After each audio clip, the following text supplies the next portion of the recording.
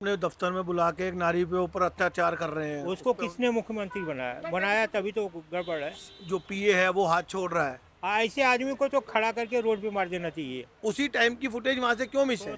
स्वाति महिवाल को हटाने का सबसे बड़ा योगदान केजरीवाल का है। आप पार्टी का है क्या?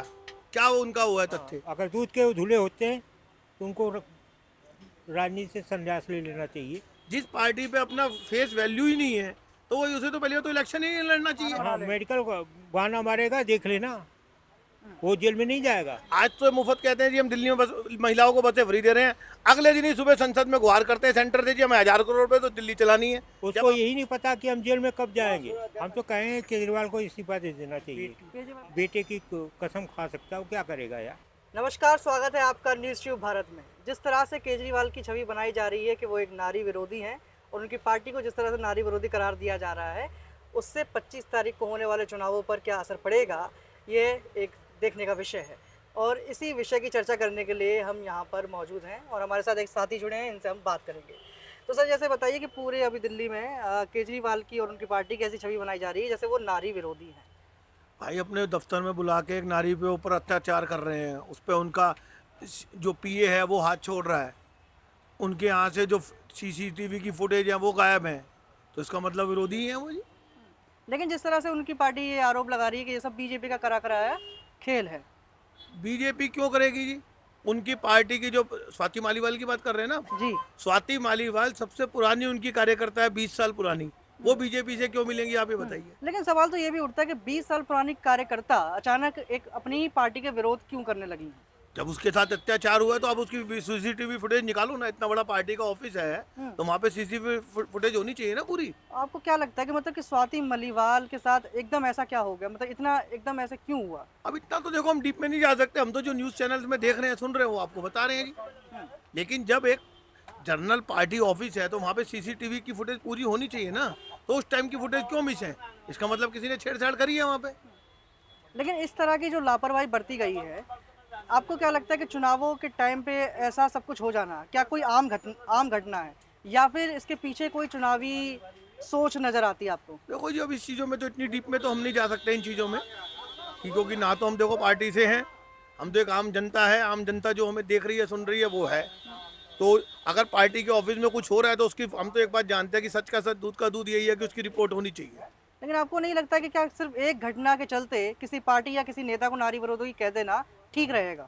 जब उनकी पार्टी खुद कह रही है, उनकी पार्टी तो कह रही है कि हमने नहीं करा कुछ ऐसा। ऐसा थोड़ी है जो उनके खुद के वो कह रहे हैं, स्वाति मालीवाल खुद कह रही है, जब वो खुद जिसके ऊपर अत्याचार हुआ है वो खुद कह रही है जी मेरे पे हुआ है, तो ये तो फिर उसके बाद ही वहाँ पता लगेगा ना। और फिर वो फुटेज मिस क्यों है, हम्म, उसी टाइम की फुटेज वहाँ से क्यों मिस है? हम्म। हाँ, आप कुछ कह रहे थे? हम तो कहें केजरीवाल को इस्तीफा दे देना चाहिए। केजरीवाल को इस्तीफा? हाँ, अगर दूध के धुले होते तो उनको राजनीति से संन्यास ले लेना चाहिए। पहले अपनों को साबित करना चाहिए कि हम दूध के धुले हैं, अदरवाइज उनको एक इस्तीफा दे देना चाहिए। वो खुद ही इतना गया हो। उसी टाइम की क्यों बात पूरे दिन की मिस होती, अगर कैमरा खराब होगा तो पूरे दिन का खराब होगा, ये थोड़ी है कि पर्टिकुलर उसी टाइम की 2 घंटे की फुटेज उसमें से मिस है, तो वो तो मिस करी गई है इसलिए मिस है। तो आपको क्या लगता है कि पूरा ये उनके साथ अब इसके जानबूझ कर ऊपर करा गया है? सीबीआई बैठाई है, पुलिस जांच कर रही है, सब कुछ पता जांच होगी पता लगेगा। लेकिन जिस तरह से मैं आपसे जानना चाहता हूँ कि जिस तरह से उनकी छवि बनाई जा रही है, जैसे उन्होंने एक छवि बना रखी थी कि हम नारियों के समर्थक हैं, उन्होंने बसें फ्री करी महिलाओं के लिए, लेकिन अब उनकी पार्टी उनके साथ मारपीट, मतलब कि एक महिला के साथ मारपीट करती नजर आ रही नहीं है। देखो जी अब इन चीज़ों में तो हम डीपनेस में नहीं जा सकते, ना तो वहाँ पे मौजूद है ना है। अब ये तो जब सारी चीज़ें क्लियर होंगी तभी पता लगेगा इस बारे में। हम्म। और जैसे जिस तरह से बीजेपी बार बार आक्षेप लगाई जा रही है कि ये नारी विरोधी है, क्या बीजेपी खुद एक नारी विरोधी पार्टी नहीं है? इसके इस बारे में नहीं कह सकते जी। इस बारे में नहीं कह सकते। ये तो जब कुछ सामने आएगा तो पता लगेगा जी, ऐसा तो किसी के बारे में कुछ नहीं कहा जा सकता। हम्म। आपको क्या लगता है कि 25 तारीख को होने वाले चुनावों में कुछ असर पड़ेगा इस बात का? असर क्या पड़ना सर, इनका कुछ है ही नहीं। आप पार्टी का है क्या? क्या वो उनका हुआ है तथ्य? कोई जैसे चेहरा नहीं। हाँ। कल को अगर आप पार्टी को या हम इनको इंडिया अलायंस को जिता भी देते हैं तो कौन प्रधानमंत्री बनेगा आप बता सकते हैं? आपका चैनल बता सकता है? जिस पार्टी पे अपना फेस वैल्यू ही नहीं है तो वो उसे तो पहले तो इलेक्शन ही नहीं लड़ना चाहिए। इनका तो वो हो गया कि हर 6 महीने एक नया पीएम हिंदुस्तान को मिलेगा। तो जिस तरह से मतलब कि एक तो बार बार पूरा हाइक बना दिया था पूरी दिल्ली के अंदर कि केजरीवाल बाहर आ गए हैं, अब ऐसा लग रहा था जैसे कि वो तो 25 आ तारीख गए। को चुनावों हाँ, में तो बहुत असर पड़ने वाला है। बाहर आ गए तो अंदर जाएंगे, वो तो तैयारी पे है, उसमें क्या है, उसको रोक सो कौन सकता है जी?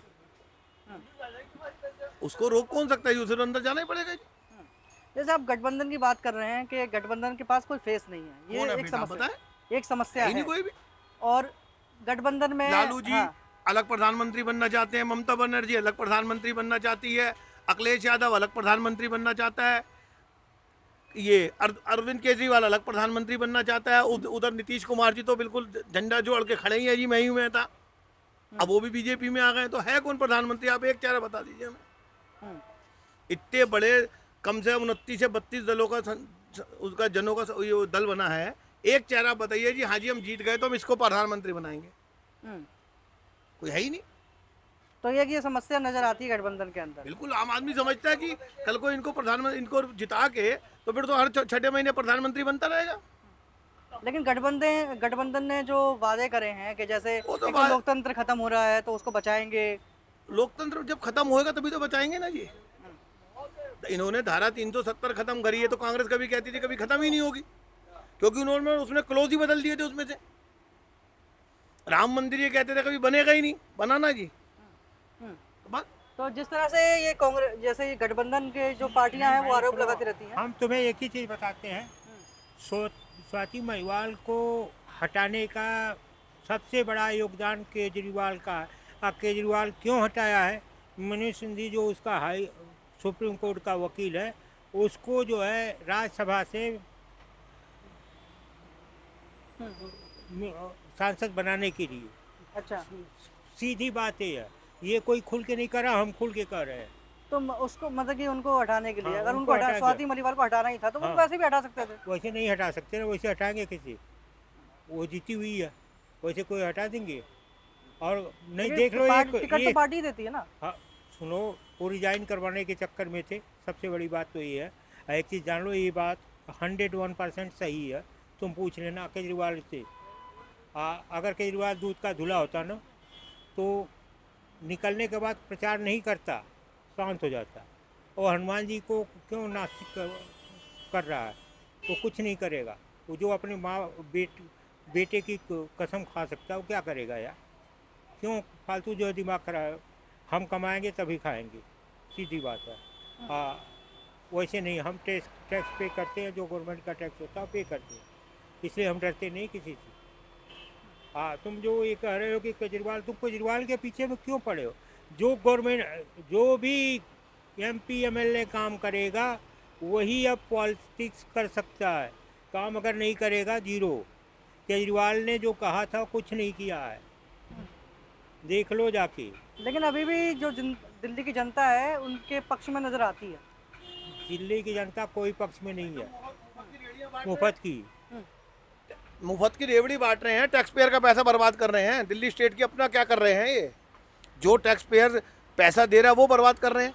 दिल्ली स्टेट अपना पैसा बर्बाद करे ना। आज तो मुफ्त कहते हैं जी हम दिल्ली में बस महिलाओं को बसें फ्री दे रहे हैं, अगले दिन ही सुबह संसद में गुहार करते हैं सेंटर से जी हमें 1000 करोड़ रुपए तो दिल्ली चलानी है। जब आपके पास पैसा ही नहीं है तो आप मुफ्त क्यों बांट रहे हो? या तो आप दिल्ली की इनकम ऑफ सोर्स बढ़ाइए। इनकम ऑफ सोर्स दिल्ली की है नहीं। सुबह कह दो जी अब हम जी कल से चीनी फ्री कर रहे हैं, और अगले दिन ही तुम संसद में कहोगे जी हमें 2000 करोड़ दो जी, दिल्ली में हमारे पास पैसा ही नहीं है। तो ये तो कोई वो नहीं हुआ ना ये राजनीति। आप दिल्ली की सोर्स ऑफ इनकम बढ़ाओ, कमाइयाँ बढ़ाओ दिल्ली की, और बांटो जितना मर्जी फ्री। तो जिस तरह से ये फ्री की राजनीति होती है, इसके बारे में आपकी क्या राय है? सीधी बात, नहीं, फ्री की राजनीति नहीं चाहिए, एकदम नहीं करनी चाहिए। और रही बात है कि फ्री की राजनीति, अगर फ्री में वो सैलरी ना लें, फ्री में काम करे तब तो हम समझें। वो सैलरी पहले बढ़वाते हैं, अपने भत्ता पहले बढ़वाते हैं। लेकिन अंकल जी गवर्नमेंट को चूज करते ये हैं। भी एक और चीज है कि फ्री की राजनीति कौन सी पार्टी नहीं करती है? सारी पार्टियां फ्री की कौन राजनीति कर रही है बताओ तो?